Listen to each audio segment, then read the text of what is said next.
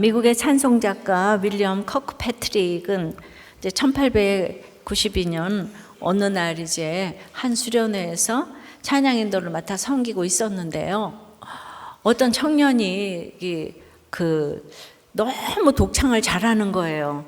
너무 은혜를 끼치고 있었어요. 그래서 가서 이제 관심이 가서 물어보니까 놀랍게도 이제 불신자인 거예요.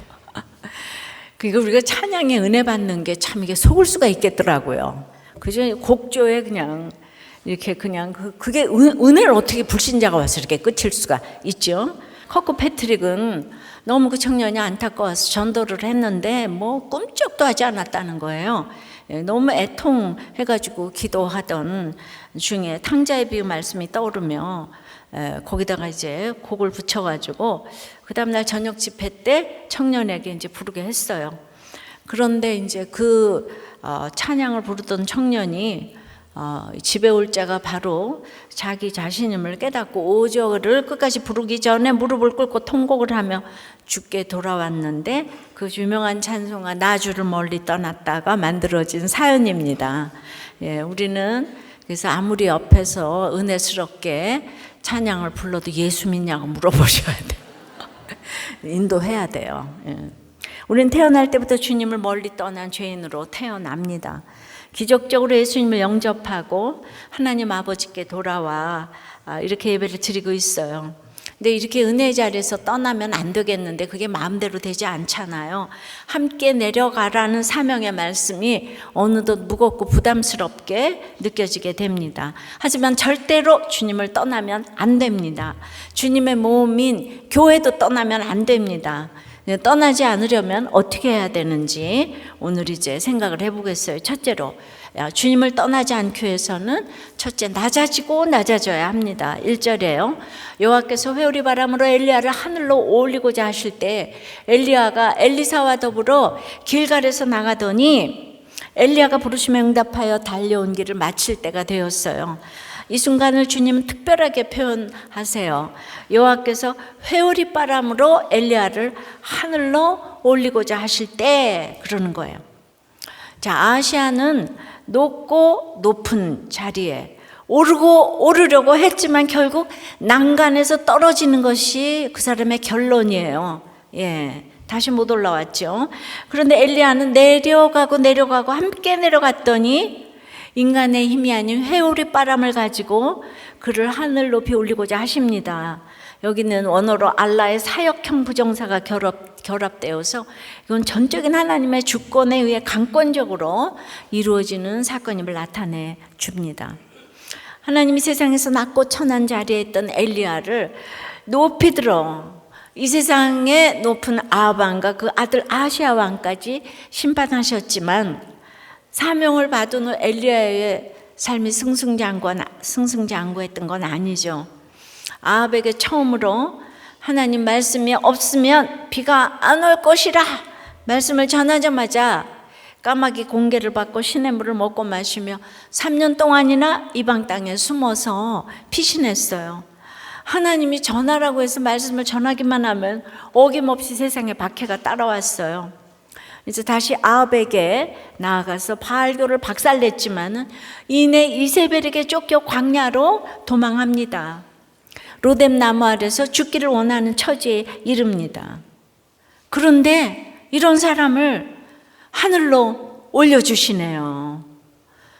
구약에 이렇게 하늘로 올려주신 사람 한 명이 더 있는데 에녹이라고 있어요. 에녹이 창세기 5장에 보면 300년을 하나님과 동행하며 자녀를 낳았다고 했지요.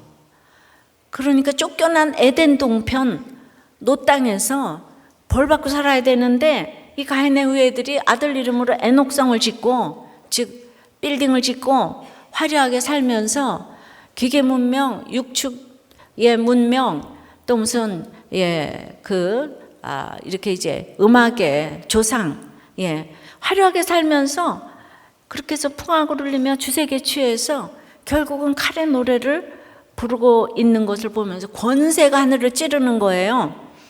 이게 꼭 벌이 아니라 우리가 보기엔 상 같잖아요.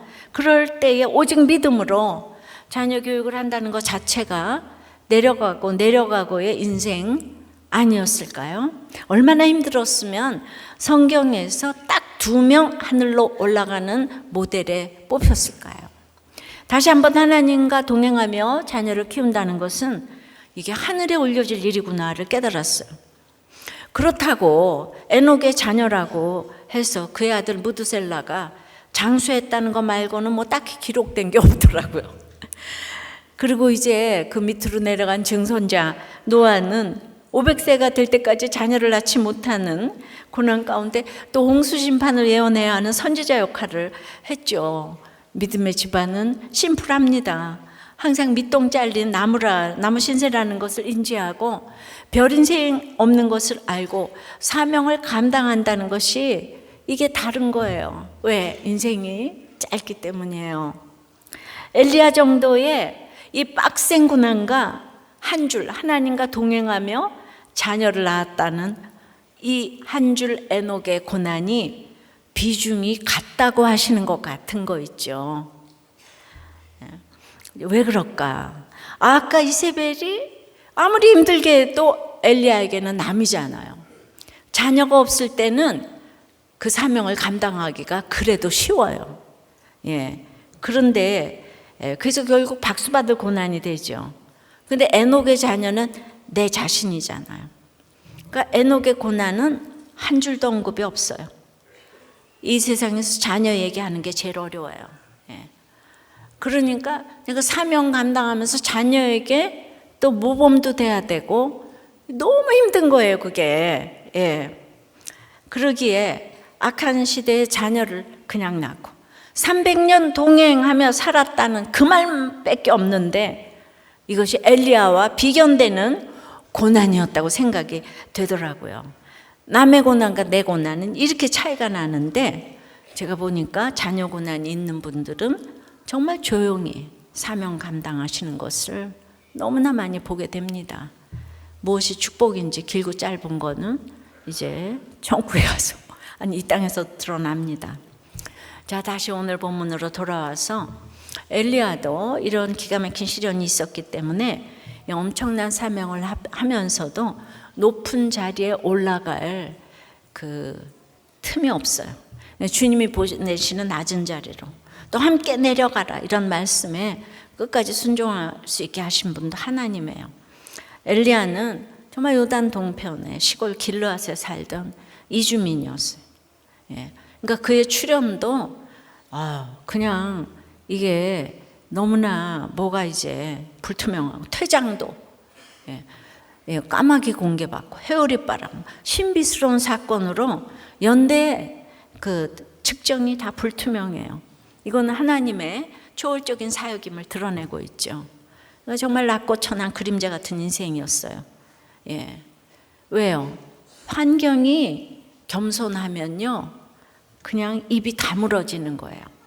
그러니 엘리야 즉 나의 하나님은 여호와시다라는 신앙 고백적인 이름을 가질 수가 있었습니다. 어떤 분은 또 이렇게 물어볼 수 있겠죠. 구원만 받으면 되지 뭘 사명까지 받아요. 천국만 가면 되지 뭘 죄라면서 고난을 겪으라 그래요. 이 질문에 사도 바울은 디모데후서 1장 9절에서 하나님이 우리를 구원하사 거룩하신 소명으로 부르셨다고 답합니다. 천국 가는 구원과 이 땅에서 사명 감당하는 게 둘이 아니라 하나예요. 사명 없는 구원은 없습니다. 예수님이 십자가 지시는 사명을 다 이루시어 우리를 구원하셨기 때문입니다. 세상에서 아무것도 바랄 수 없이 꽁꽁 묶인 상황, 이 꽉 매인 환경에 있을 때 불러주시는 주님의 부르심에 우리가 응답하여 갈 수가 있는 거예요. 이 짧은 인생의 고난으로 이 좋은 천국을 이 세상에서 붙잡으라는 엘리야의 곁에 그 말을 알아듣고 더불어 가는 엘리사가 있습니다. 저 또한 그림자처럼 걸레질이나 하던 이 저의 출현 자체가 그리고 이런 목회를 하는 것 자체가 너무 신비한 일이라고 생각되지 않으십니까? 너무나 내놓을 곳이 없는 거예요. 정말 모든 이렇게 성경을 읽을 때마다 이렇게 내 얘기라고 생각을 하게 되는 거예요. 적용 질문이에요. 오르고 오르려고 해서 떨어진 자리는 어딥니까? 낮아지고 낮아지니 올려진 자리는 또 어딥니까? 예. 자녀 고난은요, 객관적으로 보면 입이 딱 다물어져야 되는 거예요. 예. 그래서 내 자녀 고난이 하늘에 올려지는 최고의 상인 줄을 믿습니까? 이런 게 구속사적인 해석이에요. 자, 영생의 자리를 떠나지 않기 위해서 두 번째는 머무르지 않아야 할 자리가 있습니다. 이제 떠날 때가 되었는데 엘리야는 마지막으로 예언을 한 말씀이 아하시야 왕에게 반드시 죽으리라 하였어요. 근데 아하시야가 끝까지 엘리야 말을 안 듣고 죽었어요. 그 이전에 850명의 선지자가 바알 아세라 선지자가 죽고, 그리고 이제 그들의 주인인 아합과 이세벨이 죽고, 이제 그 아들인 아하시야까지 죽으니 제가 가만히 묵상을 해보니 엘리야는 이제 살고 싶지가 않았을 것 같아요. 아무리 하나님의 일이라고 그래도 이세벨의 위협으로 죽고자 했었잖아요. 근데 또 이런 일이 오니까 심판의 역할을 이제 그만하고 이 수고를 이제 그만 그치고 싶었으리라고 생각이 되는 거예요. 근데 이스라엘 보면은 떠날 수도 없는 부패한 이스라엘의 위기에 때, 자기는 떠나야 하는 것이 피부로 다가왔나 봐요. 그래서 마지막으로 이제 의미 있는 곳을 홀로 이제 가보고자 합니다. 폴 틸리가 말하기를 외로움이란 혼자 있는 고통을 말함이고, 그것이 고통이기 때문에 다른 사람을 절대 배려하지 못한다고 해요. 고독은 혼자 있는 즐거움을 누리는 사람이라고 했는데, 여러분이 외로운지 고독한 건지 한번 나눠보세요. 이것도. 네. 엘리야는 이제 홀로 40km가 넘는 길갈과 베델과 여리고와 요단의 네 곳을 여행하기로 합니다. 그래서 오늘은 머무르지 않아야 할 그 네 곳의 의미를 생각해 보겠습니다. 첫째로 길갈의 전설에서 머무르지 말아야 합니다. 1절 2절이에요. 이제 길갈에서 나가더니 엘리야가 엘리사에게 이르되 청컨대 너는 여기 머물라. 여호와께서 나를 베델로 보내시느니라. 엘리사가 이르되 여호와의 사신과 당신의 오늘 삶을 가리켜 맹세하노니 내가 당신을 떠나지 아니하겠나이다. 이에 두 사람이 베델로 내려가니, 길갈은 이스라엘 백성의 영적 고향이죠. 40년 광야 생활을 마치고 요단을 건너 가나안에 입성한 이스라엘이 처음으로 진을 친 곳이에요. 이곳에서 할 일을 행하였어요. 그리고 400년 애굽과 40년 광야를 기념하면서 애굽의 수치의 돌이 굴러갔다고 길갈이라고 이름했어요. 그리고 유월절도 지켰어요. 여호수아가 하나님의 군대 장관을 만난 곳이기도 해요. 압살롬에게 쫓겨났다가 복귀한 곳이기도 해요. 근데 그 이후에 길갈은 이제 등장하지 않아요. 그러니까 역사적 사건에 휘말리지 않은 채 이제 평안을 유지했다고 짐작할 수 있지만, 그러므로 역사적인 전설의 곳이지만 지금은 편한 곳이 되어서 모든 이스라엘의 악을 묵과하고 있는 곳입니다. 전설적인 영광에 취해서 오늘을 이제 빵점으로 살고 있는 그런 길갈은 머무르지 말아야 되는 거예요. 엘리야는 엘리사 보고 이런 길갈에 머물라고 합니다. 자기가 온 길을 너는 오게 하고 싶지 않다라는 생각이 있었을 것 같아요. 내가 여기 데려가면서 엘리사를 훈련시켜야지, 그런 마음 없었을 것 같아요. 내일 일은 난 몰라요. 하루하루 살아요. 엘리사도 엘리야가 떠나면 내가 왕노릇 하면 되지? 그러니까 잘 가시오? 이렇게 하고 길갈에 머문다는 생각을 하고 싶겠지만 안 했어요, 엘리사가. 그러니까 엘리야도 엘리사도 둘이 서로 자기가 하는 일이 너무 대단한 것 이런 거 몰라요. 예. 나오미가 룻 보고 너의 동서처럼 너도 떠나라 그랬잖아요. 룻이 이방인 과부로 베들레헴에 돌아가면 조롱받고 무시받을 것이니까 돌아가라고 한 거예요. 자기와 같이 가는 것이 믿음의 길이긴 하지만 가자고 못할 때도 있는 거를 보게 되네요. 그러니까 여기서 깨달을 것은 나오미도 엘리야도 위대한 것이 아니라 인도하시는 하나님만 위대한 줄 믿습니다. 사람은 아무도 위대한 사람이 없어요. 그걸 아셔야 되는 거예요. 자, 머물러지 말아야 될 두 번째는 베델에 금송아지 만몬신에서 머무르지 말아야 합니다. 예, 베델은 이름 뜻 자체가 하나님의 집이에요. 베델은 야곱이 돌베개 베고 예배와 11조 소원을 한 야곱의 영적 고향이에요. 그런데 여로보암이 유다에게 반역하여 북이스라엘을 세운 뒤 베델은 금송아지 우상을 섬기는 센터가 됐어요. 하나님은 엘리야를 길갈에서 다시 베델로 보내십니다. 자, 전설의 길갈을 지나서 하나님의 집이 우상의 집이 되어 황금을 섬기는 집이 됐어요. 교회에서 11조와 주일 성수는 꼬박꼬박 하는데 그만 인생의 목적이 돈이 됐습니다. 예, 아합시대가 얼마나 화려합니까? 겉으로는 화려했겠지요. 여기서 이제 딱 머물고 싶어라 이렇게 되는 거예요. 예, 엘리사는 아하시아가 말 안 듣고 50부장과 그 군인들이 불에 다 살라지는 걸 보았어요. 예, 또 아하시아가 죽는 것도 보았어요. 예. 근데 이제 그 엘리사는 또 부자였잖아요. 그래서 너는 여기 머물라. 이 말은 엘리사야, 너 편히 살던 예전으로 돌아갈래? 이 힘든 사명의 길로 갈래? 이 질문이에요. 엘리사는 여호와께서 살아계신가 당신의 영혼이 살아있음을 두고 맹세하면서 이제 내가 당신을 떠나지 아니하겠나이다 라고 답합니다. 우리가 강력한 의지를 나타낼 때 목숨 건다고 하잖아요. 예. 엘리야 선생님의 생명뿐만 아니라 여호와 하나님의 생명만큼 내가 확실하게 떠나지 아니하겠나이다 말합니다. 선지자의 사명 감당하는 것이 잠깐 편하게 사는 것보다 훨씬 가치 있고 중요하고 생명만큼, 영생만큼의 가치가 있다는 거예요. 그건 뭐라는 거예요? 밑동 잘린 나무처럼 짧다는 거, 인생이. 이거를 아는 게 이게 진짜 똑똑한 사람이에요.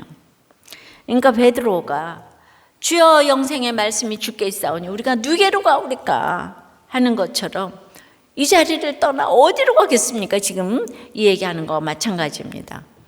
자, 머무르지 않아야 할 길갈 베델이에요. 세 번째는 여리고의 욕심에서 머무르지 말아야 합니다. 4절이에요.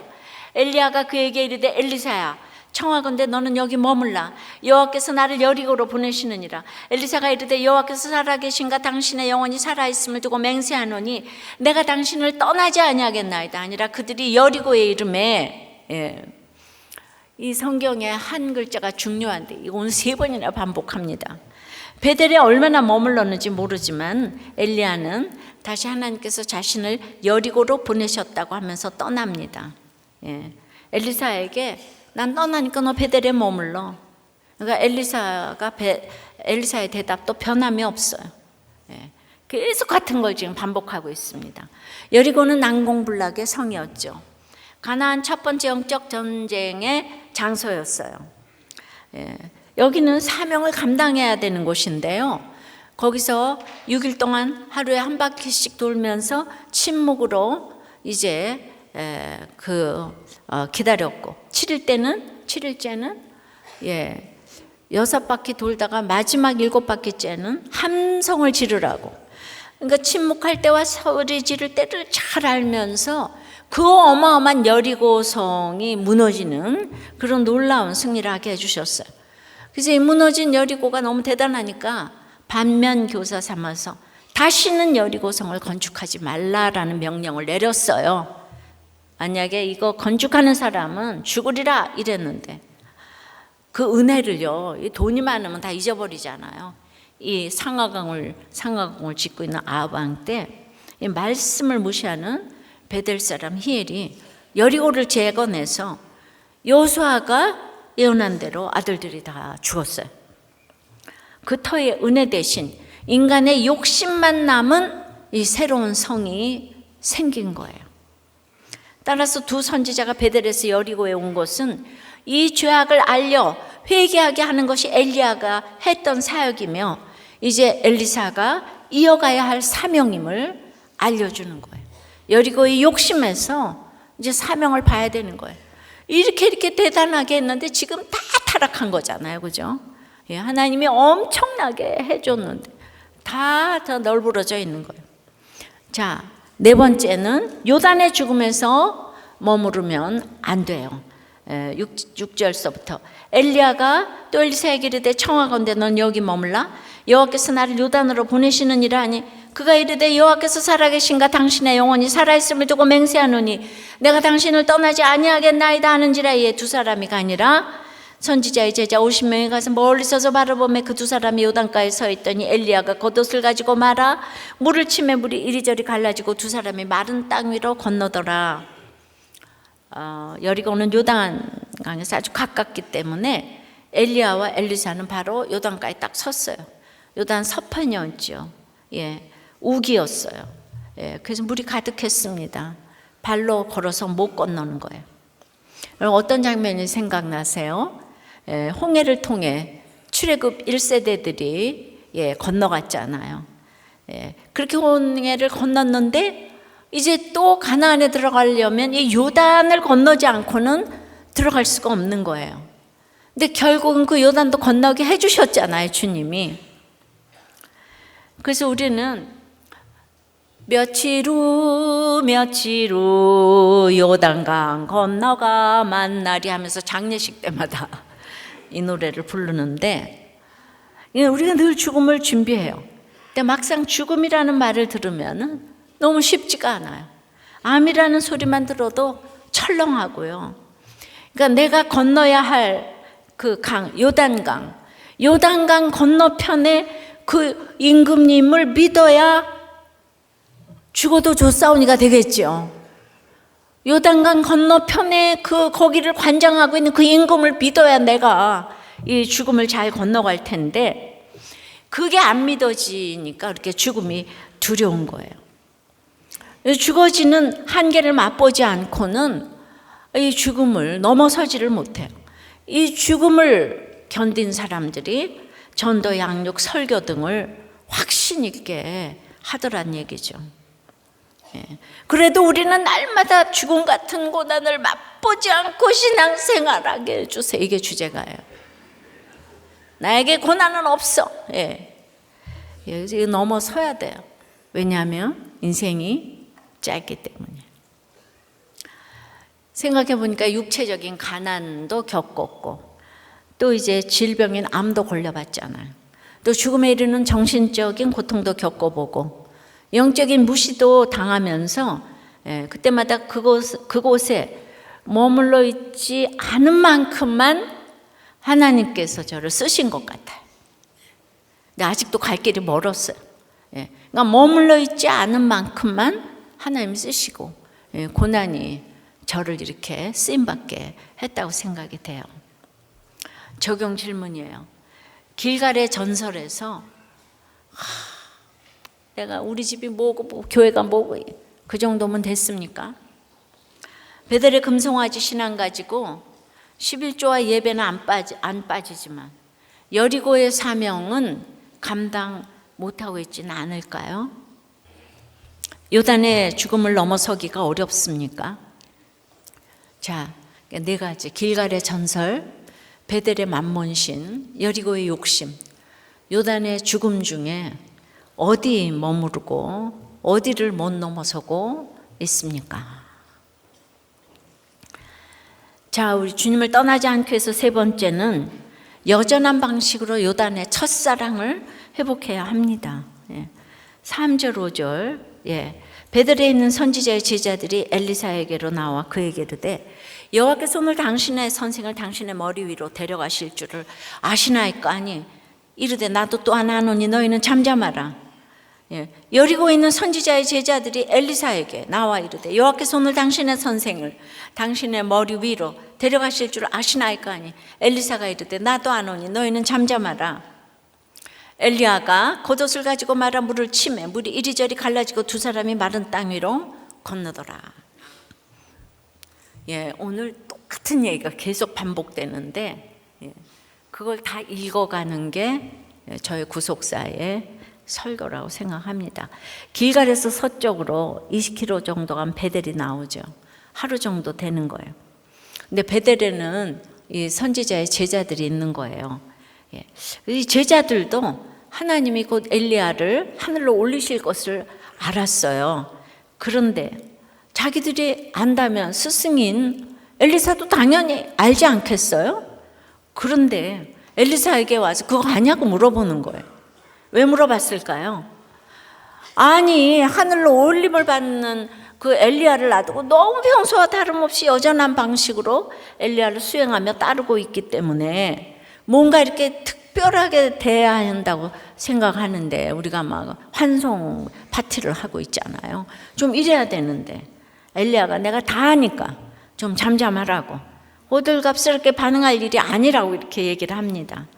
하나님이 언제 어떻게 데려가시던 그때까지는 여전한 모습으로 자기 자리에서 맡은 사명 감당할 뿐이다.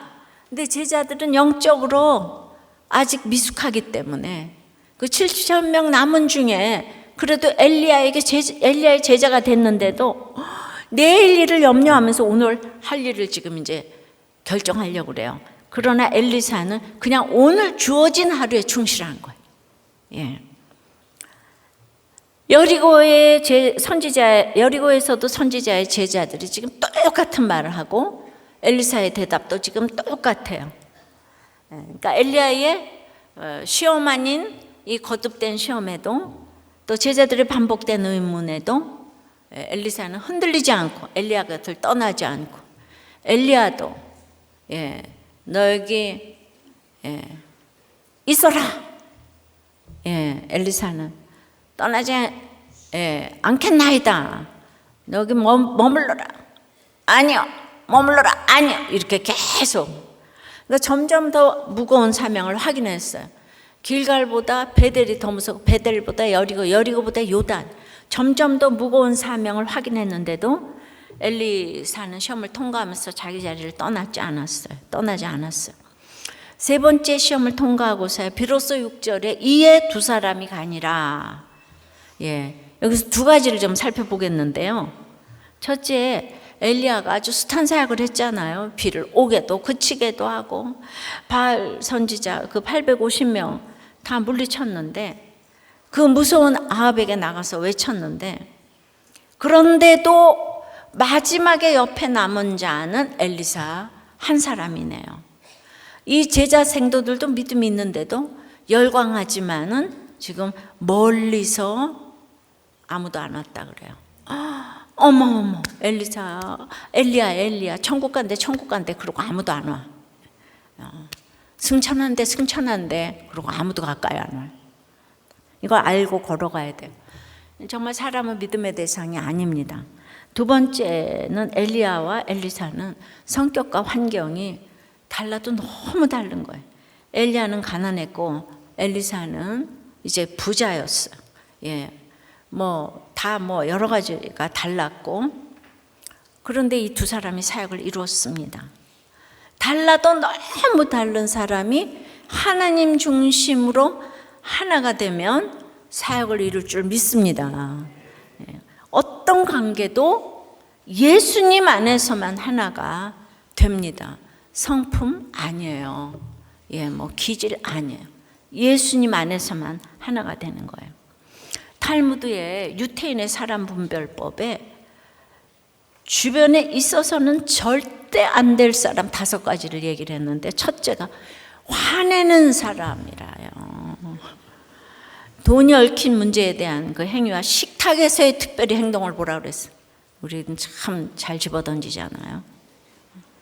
쉽게 화내고 쉽게 화를 풀지 않는 자는 사악하다고 그랬어요. 두 번째는 교만한 사람. 이제 보라 그랬는데, 이렇게 화려하게 꾸미기를 좋아하는 사람은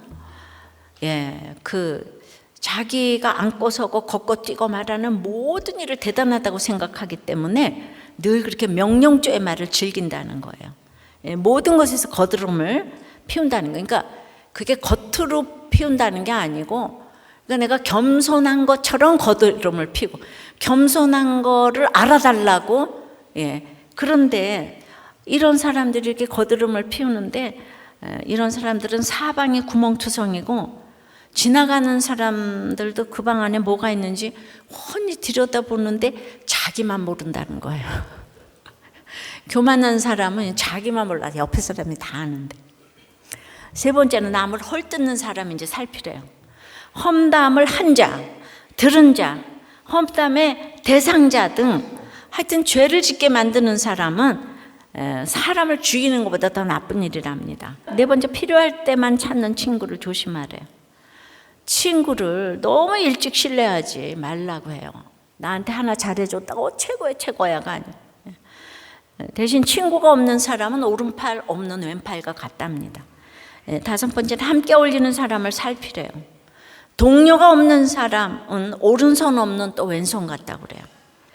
그러니까 유대인들이 이 대단한 율법대로 화를 안 내고 친구 이거를 다 적용하는 사람들이 유대인들이라고요.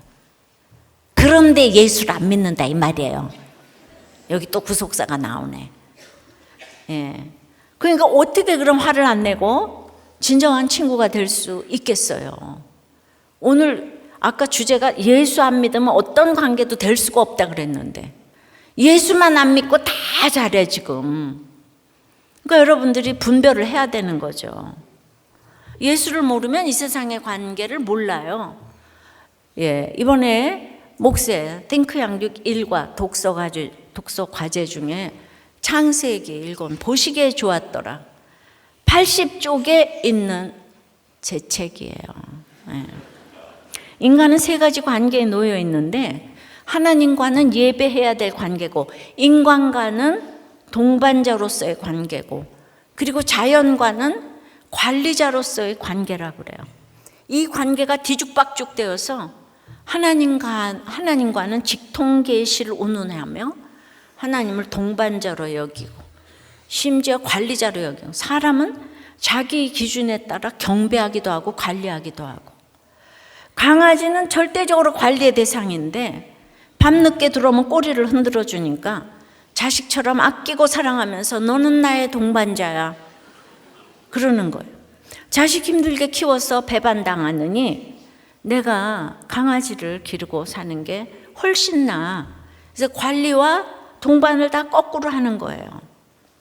인생의 목적이 행복이 아니고 거룩이기 때문에 자식을 키우면서 내 자신에게 절망하고 훈련을 받아야 하는 거예요. 그래서 자식은 배반당하기 위해 키우는 거예요. 오죽하면 자식 키우는 것이 하늘로 올려지는 비결이라고 하겠습니까? 모든 관계와 질서를 어겨서는 안 되는 거예요. 지금 인구 절벽에 결혼을 안 하고 아이를 안 낳고 반려견 데리고 사는 거, 이게 지금 유행이에요. 유행.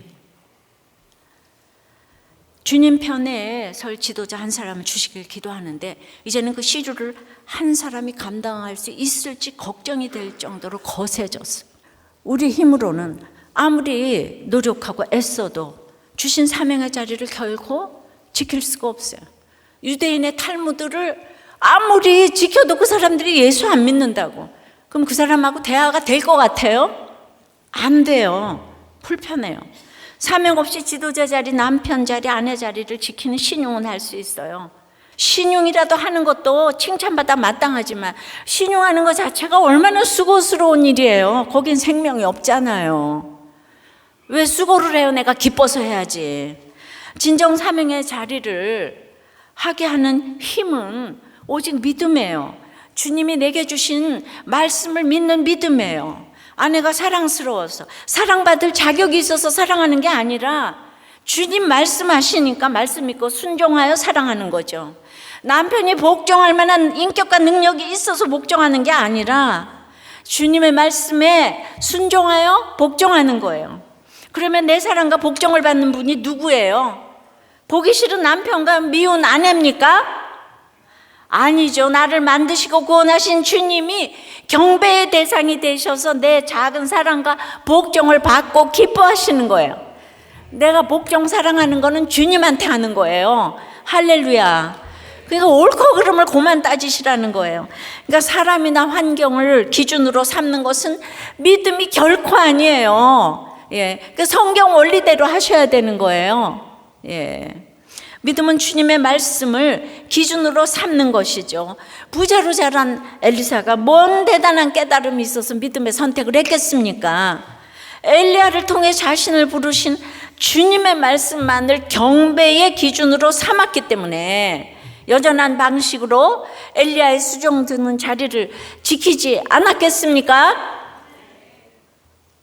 오늘 우리도 각자 세워주신 자리에서 엘리야의 겉옷을 치는 것처럼 날마다 이 말씀에 귀를 기울여서 그 강 같은 문제를 겉옷의 말씀으로 치고 회개할 때 하루하루 여전한 방식으로 회개하며 자기 역할을 하면서 그 나를 도와주실 삼위일체 주님이 공동체잖아요. 셋이 하나, 하나가 셋 이듯이 우리의 동료는 이 공동체에서 진짜 동료를 찾기 바랍니다. 예. 이 공동체를 통해서 물이 갈라지고 마른 땅 위로 건너게 될 줄 믿습니다. 이것이 주님을 떠나지 않는 비결이에요. 믿습니까? 여러분들이 일생을 살면서 어디서 진짜 동료를 만났어요? 학교에서 만났어요? 회사에서 만났어요? 예. 만날 수가 없어요. 예수가 없기 때문에. 예수가 있어도 다 길갈, 그냥 여리고, 베델, 요단에서 다 머물러 있는 사람들이 지금 너무 많은 거예요. 속지 마시기 바랍니다. 예. 그래서 우리나라는 너무 심각하다고요. 나라가 있어야 예배를 드리죠. 우리 후손이 살아갈 거 아니에요? 심각하게 생각하시고 기도하셔야 됩니다. 적용 질문이에요. 주님이 내게 맡기신 목숨 걸고 떠나지 않아야 하는 여전한 자리는 무엇일까요? 아내, 남편, 자녀, 아들, 딸, 회사, 목장, 목자, 부목자, 목원중 무엇입니까? 여기다 목숨 걸고 이 자리를 지켜야 되는 겁니다. 아셨습니까? 여러분들이 이런 거를 잘 지키는 것이 자녀를 하나님과 동행하며 키우는 거예요. 내 자녀 뒷공무니만 쫓아다니면서 어떻게 제 뒷바라지, 그게 아니고 여러분의 관계는 경배자, 동반자, 관리자의 경계를 잘 지키고 있습니까? 이걸 잘해야지 하나님과 동행하며 자녀를 키우는 거예요. 내 자녀를 우상숭배하라는 거 아니에요. 근데 자녀의 문제가 제일 이 세상에 힘든 거예요.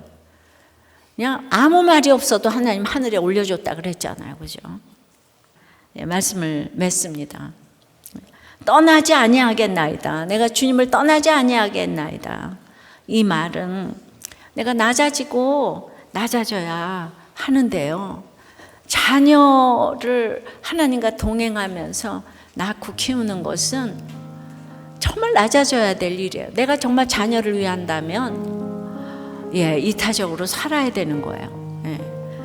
거기에는 정말 그 예배의 대상 하나님의 그 순서를 정해놓고 이 동반자, 사람은 동반자한 거예요. 경배하고 관리하고 그러면 안 돼. 동반자한 거예요. 내가 주의를 하더라도 자녀, 애가 그 항상 모범을 보여야 되니까 이 세상에 그거보다 어려운 문제가 없어.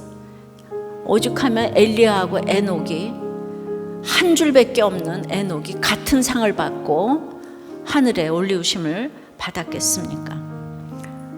그래서 우리 머무르지 않아야 할 자리가 있어요.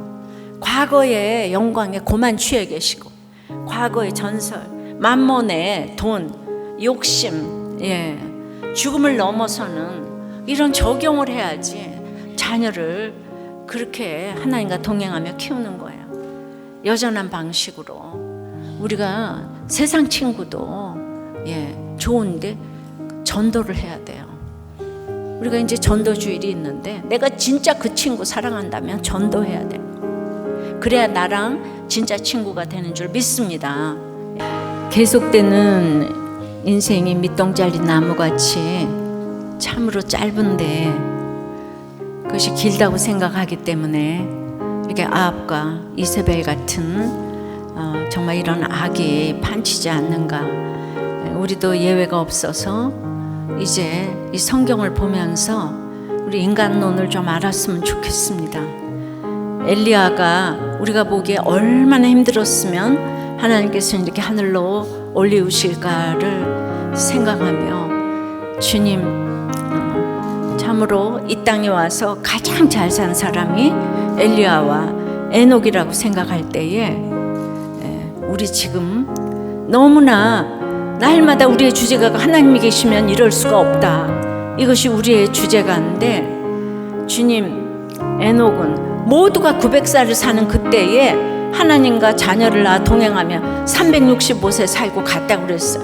아주 3분의 1 단명의 상을 받았다고 그랬습니다.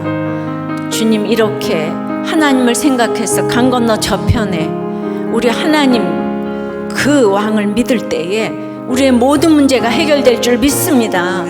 이 하나님을 믿고 이 땅에서 사명을 감당하는 것 그 이상도 이하도 없는 것을 알게 하여 주시옵시고 예수를 믿었으니 이제 하나님을 떠나지 않도록 주여 붙잡고 갈 수 있도록 떠나지 아니하겠나의 그 엘리사의 고백이 우리의 고백이 되게 도와주시옵소서. 우리가 끊임없이 과거의 전설과 이제 베델에 그 만몬 신을 섬기고 여리고의 욕심에서 사명을 감당하지 못하고 죽음을 두려워하고 있는 저희들을 불쌍히 여겨 주시옵시고 하나님을 경배하며 사람을 동반자로 놓고 관리할 자연을 관리할 수 있도록 이 관계를 알 수 있도록 주님 역사하여 주시옵소서. 이 나라를 불쌍히 여겨 주시옵시고 심각하게 생각할 수 있는 위정자 한 사람을 허락하여 주시옵소서. 도와주시옵소서. 불쌍히 여겨 주시옵소서. 예수 그리스도 이름으로 기도드리옵나이다. 아멘.